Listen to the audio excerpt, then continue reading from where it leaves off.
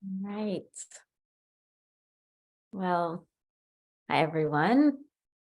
Welcome. Good to see you. And tonight, as Robin said, I wanted to offer a talk on compassion. Um, I was mostly inspired because I sat a month on retreat over the winter and I was motivated to do a concentration practice with compassion, the one of the four Brahma Viharas. Really because of the work that I do in the world, which is very related to um, the environment and environmental justice and the interface of Dharma and environmental work and action. And knowing that we're seeing some challenges and we're going to be seeing more, and wanting to be able to keep my heart open through all of it. So I learned a lot in that period of time, in that month, and I'm not even sure how much is going to end up getting transmitted in this talk, but I'll do my best. And um, yeah, the intention is really uh, to bring maybe some inspiration around what it is to keep the heart open and how sweet of an experience it actually can be. So compassion, many of you might know, is one of the four abodes of the heart, the four Brahma Viharas, the Buddha called them. And the first is metta, which is a loving kindness. And then the second is karuna, which is translated as compassion. And then there's mudita, which is empathetic joy, and upekkha, which is equanimity. And really, it's kind of like the four Brahma Viharas basically indicate like the open heart, and then what happens in any circumstance is where one of the qualities of one of them might manifest. So metta, when we care about someone, when there's a fondness, it's like there's that kindness, that caring that can emerge in the heart. And ideally that's any being, because we recognize a shared sense of aliveness there. And so that kind of friendly care, they want to be happy too, can emerge. And mudita, empathetic joy, when we see others who are happy, we're happy for them. The open heart gets delighted. There's a joy there. Upekkha, equanimity, it's recognizing the impermanence of things. There's such a wisdom to upekkha. Things can be really pleasant, really unpleasant, and yet we hold it with that sense of balance. And that's warm. That's a warm sense of balance. It's not distant from our experience at all. It embraces it, knowing that it changes. And then we have karuna, which is compassion, and it's when the open heart meets suffering. What ends up getting stirred is this real care, this real desire to alleviate that suffering. And I kind of imagine that, we all know that sensation of when someone we love, for example, is hurting, that quivering of the heart, to want to relieve that suffering. And there's a real sweetness there. So compassion itself, the word kom is a word that means with, and passion is to feel. So it's a feeling with, and that word just innately brings a sense of connection. So it's not a separation. It's this spontaneous response that is connected and connective. And there's some near and far enemies of compassion, is what they're called. So a near enemy that is might be similar, but it's not compassion, is pity, for example. And pity, there's a distance there. there's oftentimes it can even be a sort of superiority, like, oh, that being is challenged and let me go in and help, or poor thing. But the quality is a little bit different. There's not that that connectiveness that compassion or karuna really does have. Karuna, also the word, so compassion, to feel with, karuna, it has the same root as karma, which means action. So some people, like Gil Fronsdal, for example, it translates karuna as sacred action, because out of those 4 Brahma Viharas, karuna actually is the one that's the most responsive. There actually is an embodied quality of response, of responding to suffering. So there's an active element to it, and a sacred action, because it's really precipitated by this open, loving heart. So the first step in karuna and compassion is turning towards suffering. If we're going to be with suffering, if we're going to feel with it, we open to that. And so I so I spent a month of opening to that, opening to that, opening to that, opening to that, turning towards. And in many ways, what's so profound is that it brings up again and again and again the first teaching of the Buddha. There is suffering in this world. There's suffering. And so we get to see that, we feel it. And in order to really penetrate the insight of these 4 noble truths of there's suffering and there is a pathway to work with this suffering, that we really need to see and understand suffering. So we need to actually turn towards it, both for our own increasing capacity of our hearts to be free, and also for those we're around, to feel that connectedness, that care that binds us together in life. And this first step of turning towards it requires courage and vulnerability. There's a real making oneself vulnerable to feel with another's suffering. And there's a courage in turning towards. I was actually just talking to someone yesterday who had this beautiful insight. He was talking about how he was so afraid of something, and then he turned. I can't even remember the context of what it was. I was just so captivated by the beauty of the story, the wisdom of the story. But he kind of summoned up the courage to be with it. And he was surprised to notice, like, oh, the fear is still there. Like, the courage is there and the fear is there.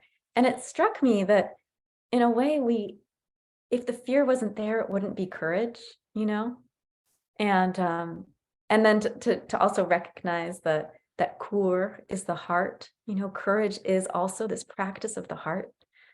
So I love kind of playing with words, but that we really do, in order to be with this, even if it's scary, we need the heart and that courage of the heart to be with that which we might not want to, and the fear might still be there. So karuna really indicates this brave heart that's willing to connect. And in some ways too, in order to see what's happening, we actually sometimes have to push ourselves to learn.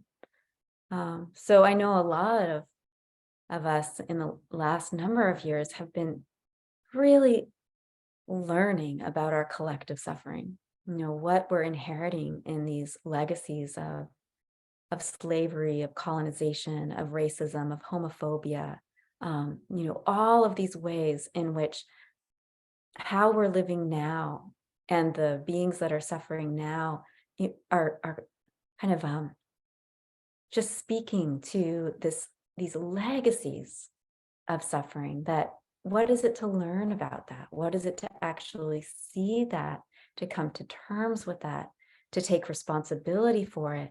And from that, we can actually respond in this wise way where we've seen it, we've learned it, we know it, we've felt it. Thich Nhat Hanh describes that we must hear within us the sounds of the earth crying. We hear within us the sounds of the earth crying. And so it's so beautiful. It's not even that there's a separation to cross in order to connect. It's like it's already in us. We just have to listen and feel it. So we need to be present enough to do that. This is part of that practice, is cultivating that willingness to be present, to come back, to get intimate with our own minds, our hearts, our bodies. And that gives us that practice to then listen to our families, to our friends, to those who are different from us, to the non-humans that we share this world with. That we have to be present enough to be there with them. And one thing that really became clear to me actually when I was practicing is how much these practices really do. It sounds a little bit trite, but they really do start with ourselves. It's like we need, like the way in is understanding and knowing and becoming intimate with our own suffering. And like in very subtle ways, just the ways that we push ourselves to get something done, or we're hard on ourselves, or there's various levels of violence, or self-judgment or self-shaming. And I noticed that some of you who have been here know I have some chronic health issues, and it's amazing, having even 2 decades of it, how I'll still bypass my body's request for care. It's like so deeply conditioned to push. And many of us have that. And so karuna in some ways also, it just allows us to take this pause and feel in. Is there something here that could use our care?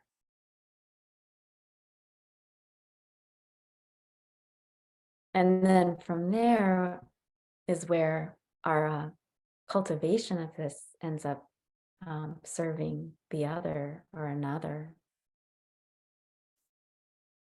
Thich Nhat Hanh again actually said that understanding one's own suffering is the best gift you can give another person. Understanding one's own suffering is the best gift you can give another person. He wrote, understanding is love's other name. If you don't understand, you can't love.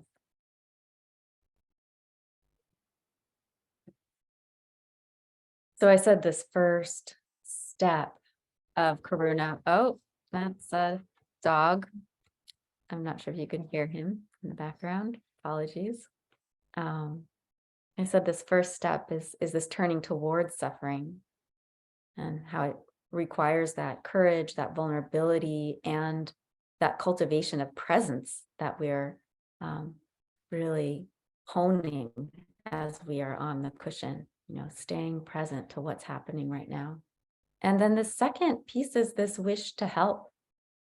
Like I said, karuna is an active quality. There's a sacred action. And I'll complicate this a little bit in a moment, so bear with me down the road if it sounds like I contradict myself, but hopefully I'll clear it up as much as I can. The second step of movement towards, of wishing to help. I'm not sure how many of you are familiar with Kuan Yin, the Bodhisattva compassion. But there's a lot of different images of her, and one of my favorites is she's actually kind of perched. She's sitting on one one leg is down and her knee is up, and she's kind of like got her hand over her knee like this. So she's looking really relaxed. You can't see my whole body. It's kind of like this. But she's looking really relaxed. And she's quite at ease. And she is ready to move. So there's a readiness, she's already got one foot up because she is actually ready to move and respond to meet suffering. And this is that empathy, that heart moving towards. And sometimes it really just looks like staying with someone, just being there for someone. And that can give someone a sense of agency, a sense of, that there's a presence, a caring presence that is joined in what it means to be human.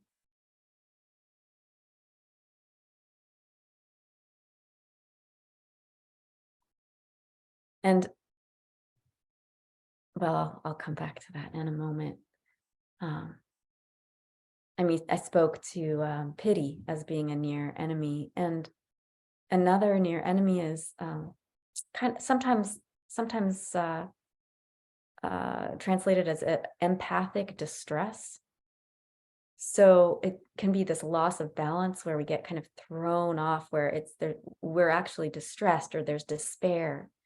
And I remember so clearly this moment was such a teaching for me. When I was in college, I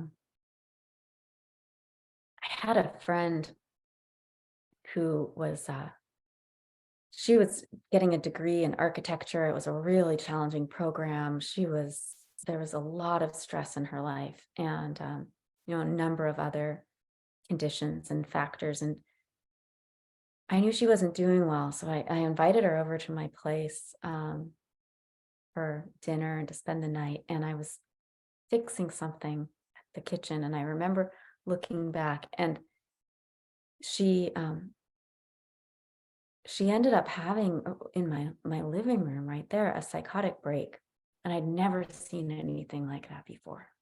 And she was screaming and yelling, and it was terrifying for me. I must have been 19 years old, something like that.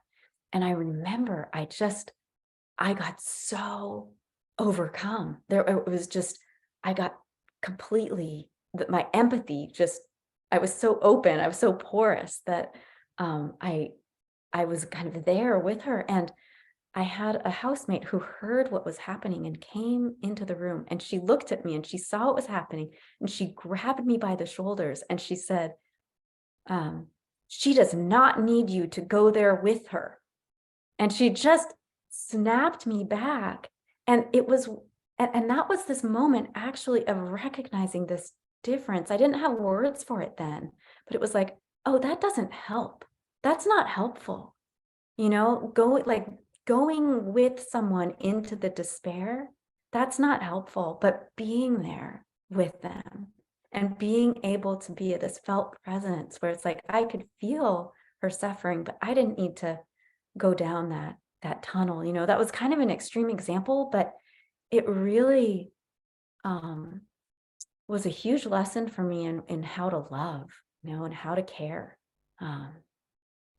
So that's a kind of extreme example, I suppose, but what that near enemy could look like or feel like is just going into it. And when I was on retreat, I really noticed when I would get exhausted or really, really sad, like really kind of almost depressed, I would realize, oh, this practice is out of balance. It's out of balance. And if I stay with the caring, not the suffering, but the caring, it's a beautiful feeling in the heart. The Brahma Vihara is a beautiful feeling. There's such an enormous sweetness to being with that care.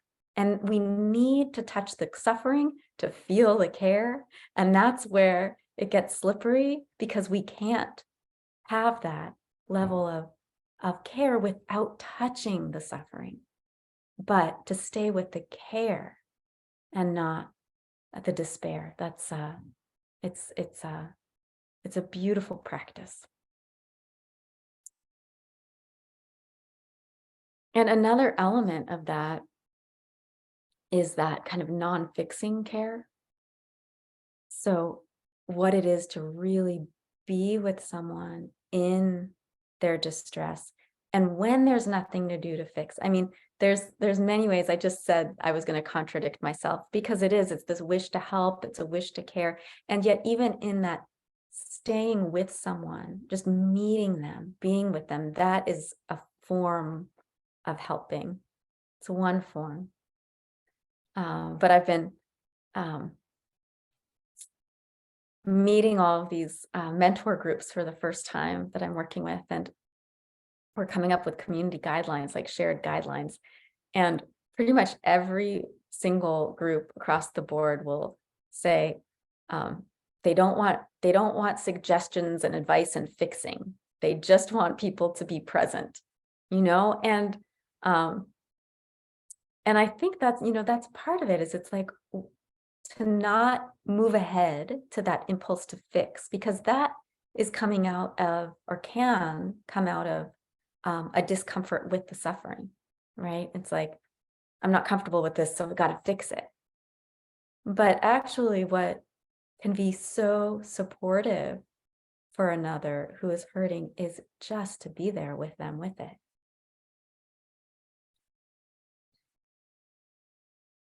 And there's so many amazing examples in the world of people who move towards crisis, like move towards the pain.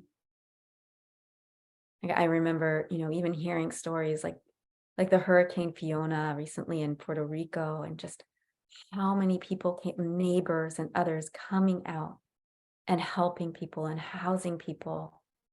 And when the World Trade Center in September 11th, 2001, gosh, that was a long time ago now. It doesn't feel that long ago, but I remember that there were so many people rushing into that zone to help that they had too many helpers. They had to turn people away from helping.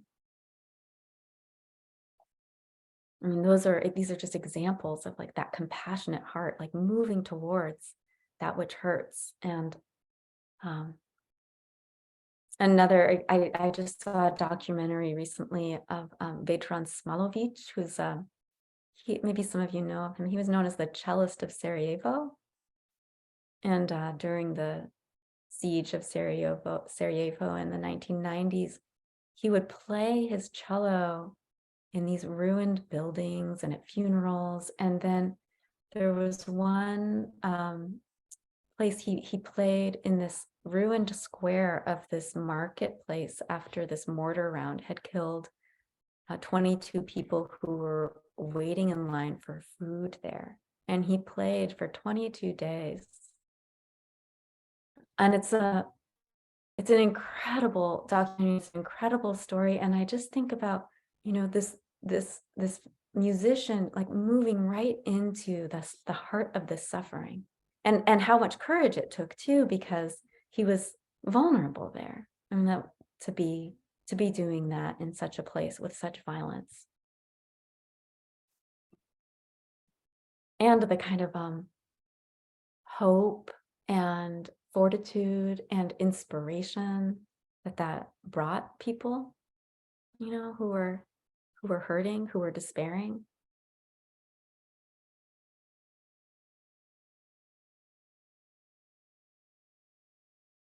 So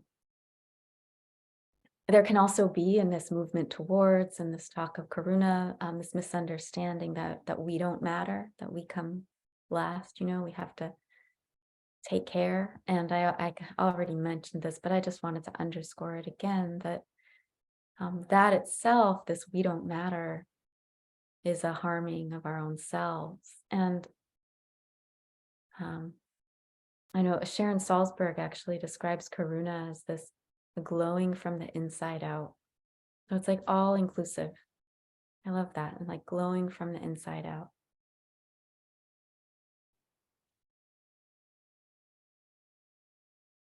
So I thought I actually would, yeah, complicate things a little bit just for the scholars out there, because I find this pretty interesting that karuna itself actually does not come up in the Pali Canon in the suttas very much. It comes up a few times, and each time it comes up, it's actually directly with respect to meditation practice. There's another word that's used a lot more often. It's anukampa, which maybe some of you are familiar with, and it's translated as caring. Anukampa is translated as caring, and the Buddha actually said that he taught out of anukampa. And anukampa is this. It's seen as more of a worldly practice of the heart. So the examples I gave, of people rushing to the World Trade Center, or of this cellist, it might better be described if we were going to, talk with Gil Fronsdal, for example, about it, who is the one who's totally got, has a whole bunch of talks on the differences between karuna and anukampa, that might be considered anukampa. But karuna is, if we do consider it as a meditation practice, which is in many ways what I was practicing this last winter. And if it's experienced first in meditation, then, it innately makes itself manifest in the world. And Gil agrees with that too. But what's interesting about it as a meditative factor, or a meditation itself, is that meditation is the reference point for karuna. And if meditation is really this practice of letting go of hindrances, of purifying the mind and heart, so that we really cultivate this sense of well-being that's unconditional, it's irrespective of experience being pleasant or unpleasant. That means that karuna itself becomes, again, not a burden, but this sweetness. It's like, of course, the heart can be broken. There's an underlying sense of well-being here. And compassion itself is a force that actually encourages more letting go, because we don't get caught up in our suffering and in others' suffering. There's a letting go and a heart that opens and a heart that can be broken. And it helps us to learn more about suffering and meet it wisely. And then we respond in the world out of all of that practice of what it is to be with it, with this open heart and this compassion. And, maybe that translates into anukampa as this kind of care. Or maybe we keep using the word karuna and just transition it from meditation practice into the world.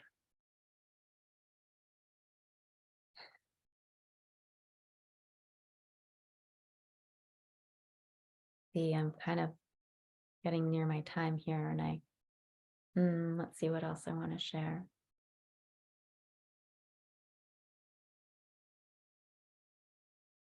Yeah, maybe I'll just share one more piece that again brings in the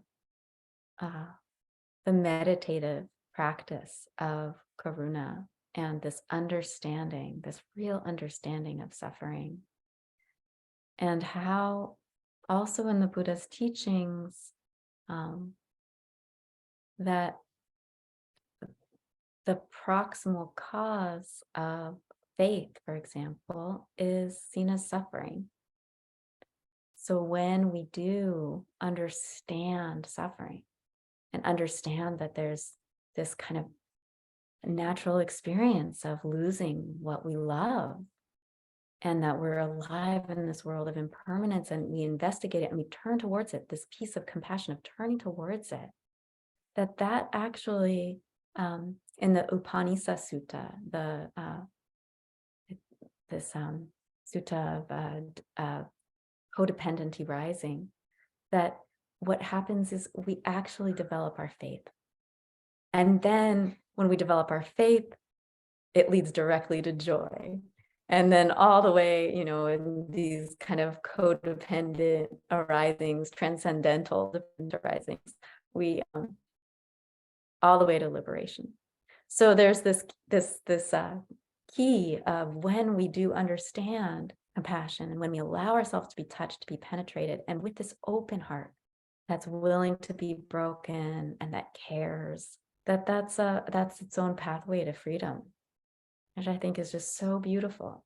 It's really just about putting our hearts upon each moment, this moment and this moment and this moment. It's the practice we do on the cushion, and it's the practice we do in this world.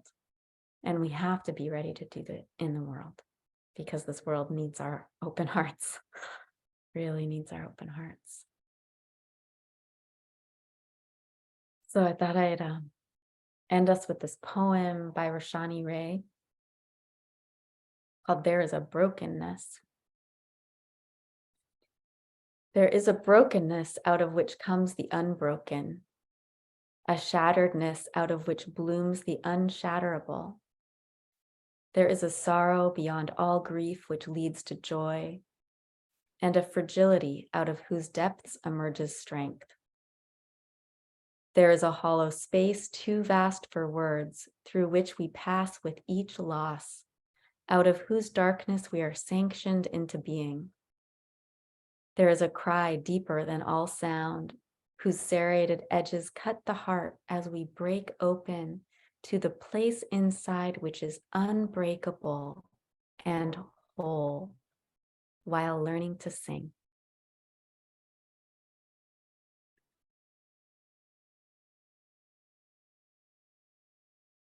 Thank you so much for your kind attention. We have a little time for any comments or reflections or questions.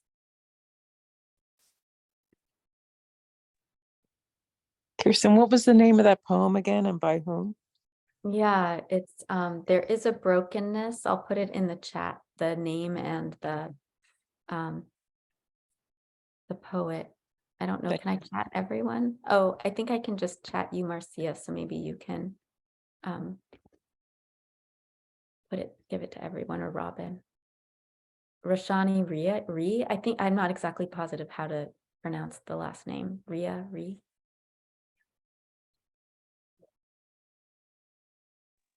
Thank you. Beautiful talk. Welcome. Thank you.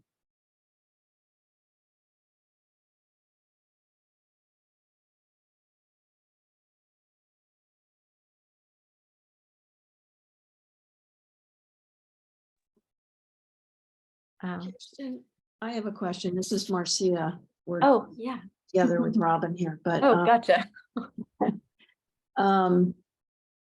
It's about the merging with somebody that's you were talking about the psychotic break of your friend and witnessing it and going, actually being in it instead of with it. Yeah. And there's something about that I wanted to go a little bit more into, like, once your other roommate came in and kind of, shifted you into that's not helpful, were you able to be with it and not go into it? And how did you do that? Do you remember? Yeah, I do. It was like someone poured a bucket of cold water on my head. Yeah, it was very dramatic. And I kind of felt like I shook myself off, and then I suddenly was with a friend who really needed help. And so I'm not sure exactly what all of the steps were, but I spent the night with her at the hospital.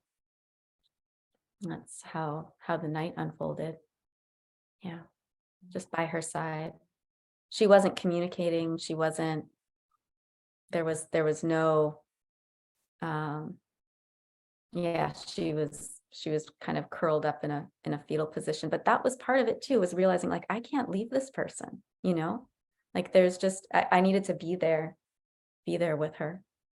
Yeah.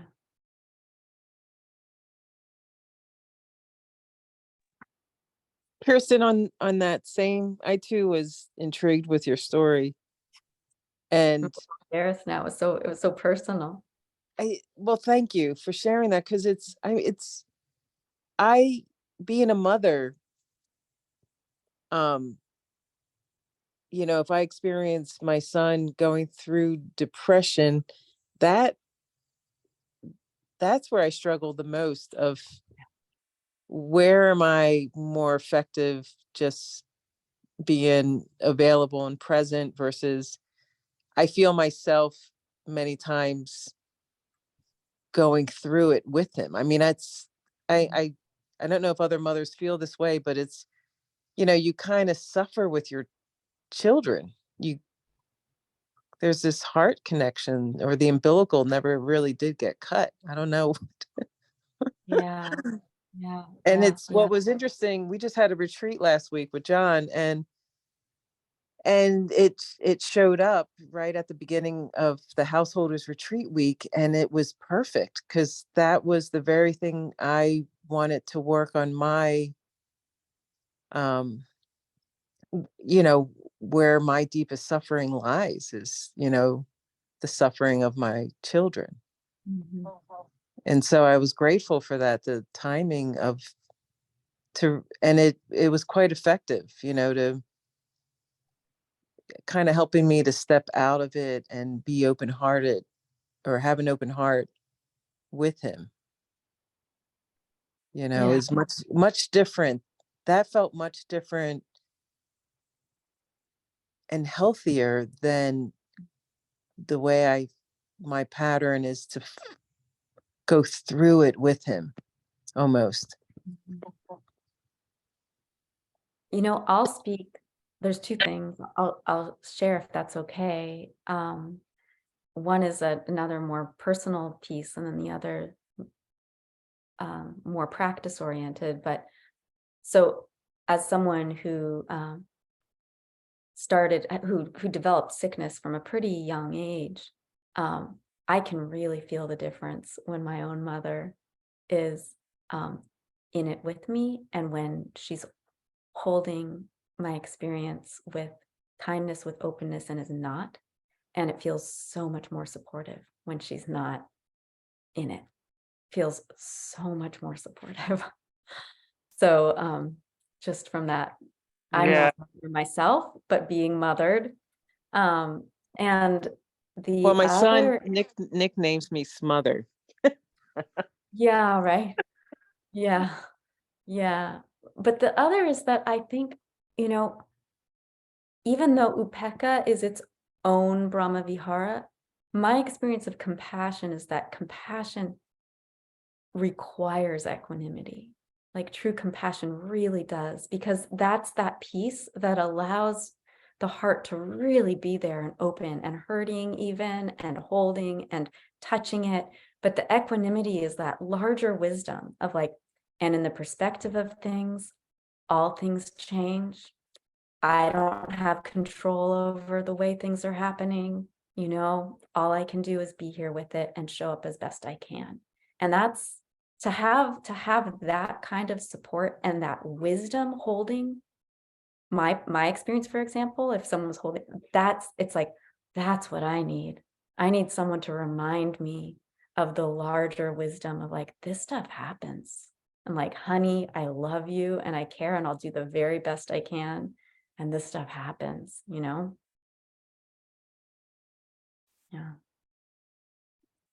Yeah, thank you. Thank you. Yeah. Thanks for sharing. Kirsten, this is Marcia again over here. So I had kind of a similar thing with my son growing up. And for me, it's that there's something about fear that triggers me to want to dive in and almost take it over from that person who's suffering. There's a Right. desire to take it on, Yeah. but it's driven by fear. It's Mhm. driven by this, like, if I can just sacrifice myself for that person, I can take the suffering away from them. It's Right. a weird thing that happens in that kind of situation. But I too used equanimity and could, realize that I could, like, if a person is going off a cliff and I go towards them to grab them to pull them back from the edge, the chances are I'm going to actually trigger them to go over. And if I turn away and run away from it, I'm just abandoning them in the situation. So I had to learn how to be present and be a witness to the drama Yeah. and not to go towards it and not go away from it. So it was like this kind of balancing act of witnessing without becoming part of it. I bow to all of you parents out there. I mean, I truly do. It's like such a Brahma Vihara practice. Um, yeah, yeah. Thank you for the ways that you all love and show up.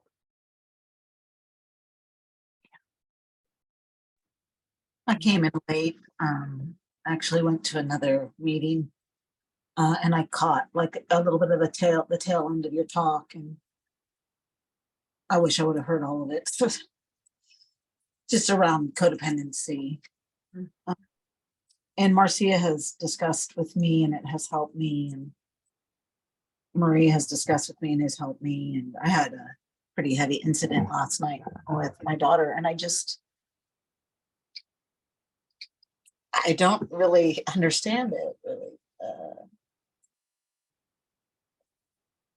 I think I don't understand it, possibly because it triggers some previous stuff with my childhood. And so I think it's old fears that start running the bus.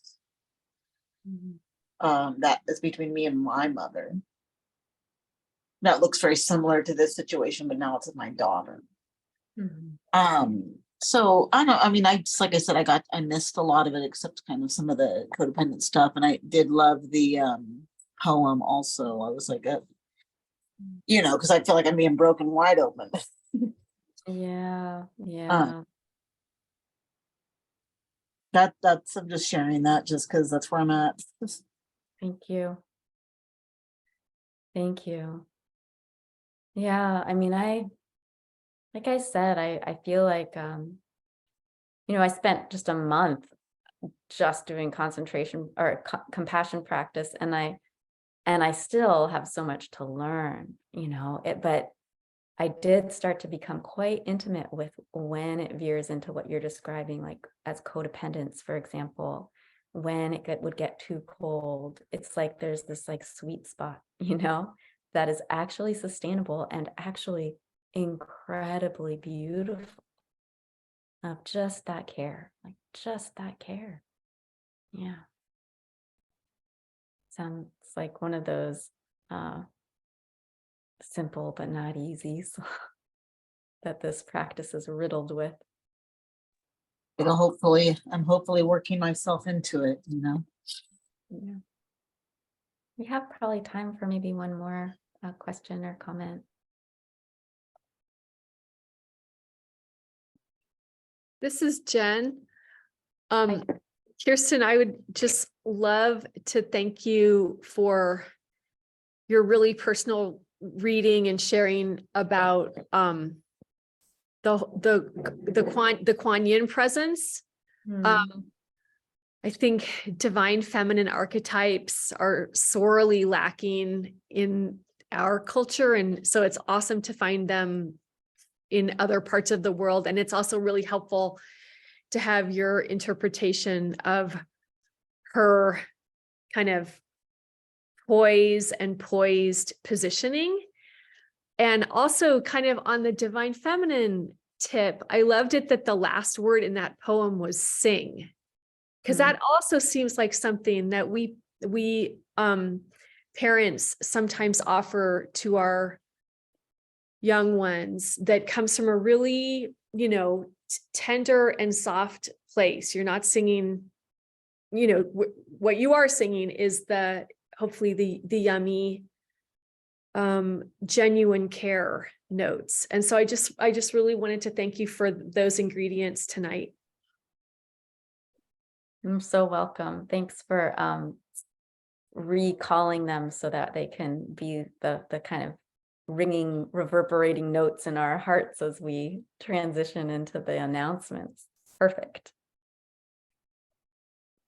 Let's do the meta first before we do announcements, please. Oh, okay, sure. Thank you. So bringing our hearts, our minds together. And just tuning into the care that we might be feeling for our own selves, for those we care about, for those we love. Maybe those we don't know, but know are hurting.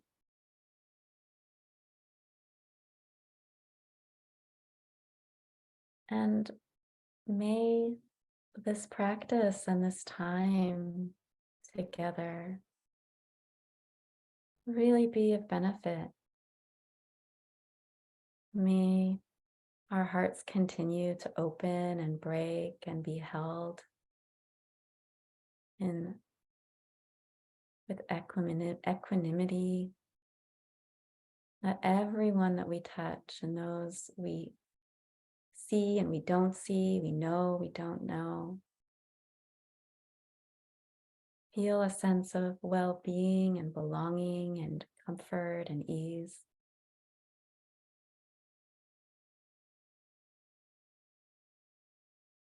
May all beings everywhere be safe from harm,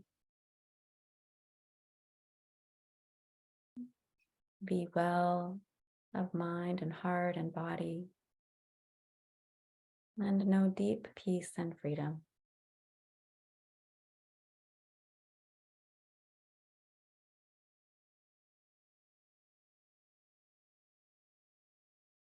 Thank you.